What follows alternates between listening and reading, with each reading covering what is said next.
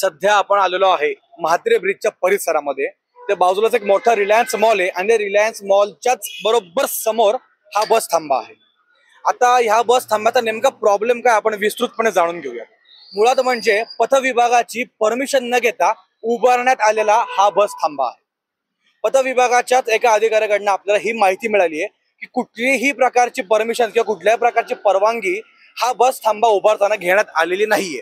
आणि अजून एक गोष्ट की हा जो बस थांबा जो उभारला आहे 1.5 फूट उंचावरती उभारला गेला आहे। म्हणजे आता मी तसं थांबलोय, तरुण लोकांची गोष्ट वेगळी, परंतु जर आता इकडनं जात येत असताना नागरिक जे आहेत मधोमधी हा बस थांबा बांधला गेलेला आहे।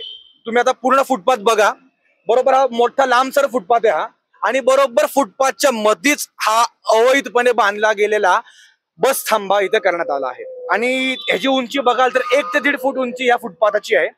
जर एखादा नागरिक जो वयोवृद्ध आहे, जो अपंग आहे, जर त्याला इथे क्रॉस करून जायचं असेल किंवा जर फुटपाथवरून जायचं असेल आणि जर इथे बस येणार असेल आणि नागरिक इथे जर गर्दी करून थांबले असतील तर त्याला खाली उतरून यावं लागतं। खाली उतरून पुन्हा चढून एवढा पॅच साठी त्याला पूर्ण खाली येऊन यावं लागतं आणि मग पुन्हा वर चढावं लागतं।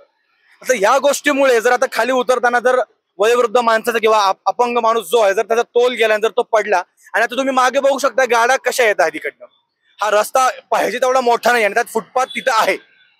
आता रस्त्यावरनं तिकडनं गाड्या येत असतील आणि इकडनं जर एखादा वयोवृद्ध किंवा अपंग माणूस जर इकडनं रस्ता उतरत असेल आणि जर या गोष्टीमुळे जर अपघात झाला तर ह्याला जबाबदार कोण असेल नेमकं? आणि एवढी एकच गोष्ट नाहीये, अजून एक गोष्ट दाखवायची आहे। या बस थांब्याला अजूनपर्यंत नाव देखील देण्यात नाही आलेलं आहे।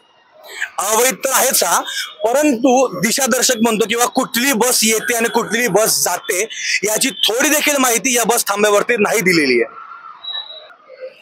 आणि आता हा जो समोर आपल्याला फलक दिसतोय नो पार्किंग 15 मीटर्स पर्यंत नो पार्किंग आपण बघतोय, परंतु आता माझ्या मागेच बघू शकता तुम्ही की अशा प्रकारे गाड्या इथे देखील लावल्या गेल्यात आणि मागच्या बाजूला देखील अशा बरोबर मॉलच्या समोर गाड्या लावण्यात आल्या आहेत। मग या फलकाला काय अर्थ उरलाय? महानगरपालिका या गोष्टीची गांभीर्याने दखल घेणार आहे का कुठला तरी अपघात झाल्यावरतीच महानगरपालिकेला जाग येणार आहे ते आपण बघूच। तोपर्यंत न्यूज डॉट साठी मी अंशु काशीद।